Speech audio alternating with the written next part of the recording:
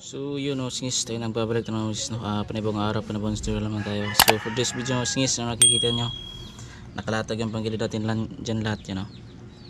Kasi naglinis tayo ngayon, nag-general cleaning tayo sa panggilid kasi video dragging na yung motor. So yan, binaklas lahat. Hindi ko na pinakita yung pagbaklas din sa crankcase. Yan, natapos ko siya linisin ng gasolina. Yan o, gasolina yan. Tapos na ito linisan o singis, kunting retouch na lang. Yung mapapakita ko lang sa inyo kung paano siya ibalik. Yan, yung mga ano niya yung dapat ibalik. Tapos yung crankcase natin doon nalinisan na rin. Yan, nalinisan na rin yan mga singis ng gasolina. Yan, malinis na yan. Hindi naman perfectly na malinis, pero malinis na yung konti. So ayun o singis, unti-unti natin siyang ibalik.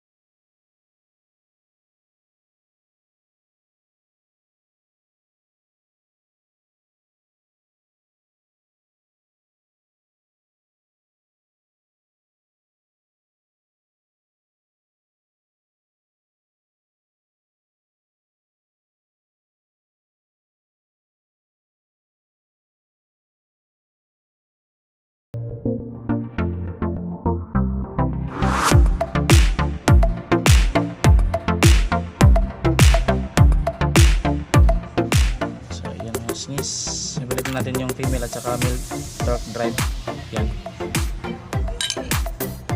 lagyan natin ng konting grasa mga singis, konting lamag yan.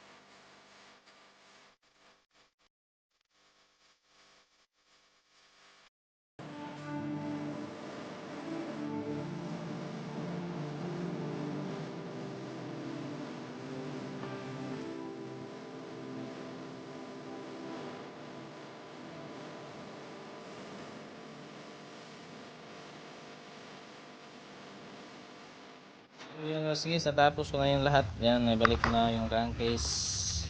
Yan. Okay na siya mga guys. Wala na yung dragging niya. Yung hagod-hod wala na rin. So, yan. So, maya-maya pag wala na yung ulan, medyo umuulan dito sa amin, testing natin, patakbuhin. So, yun mga guys, testing time. Testing natin. Wala na bang dragging. Kaso lang medyo madilim na, so pwede pa. Testing natin.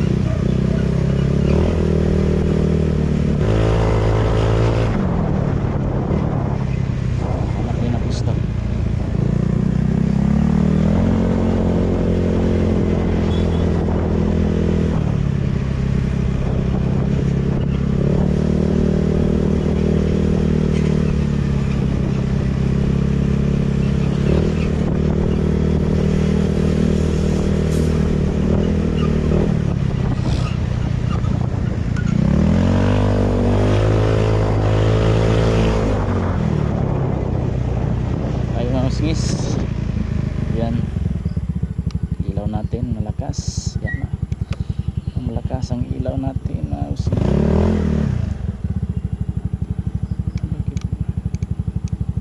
yan. So yun o singis, kung naririnig nyo wala naman siyang vibration or yung parang kadyot sa panggilid niya. Yun o.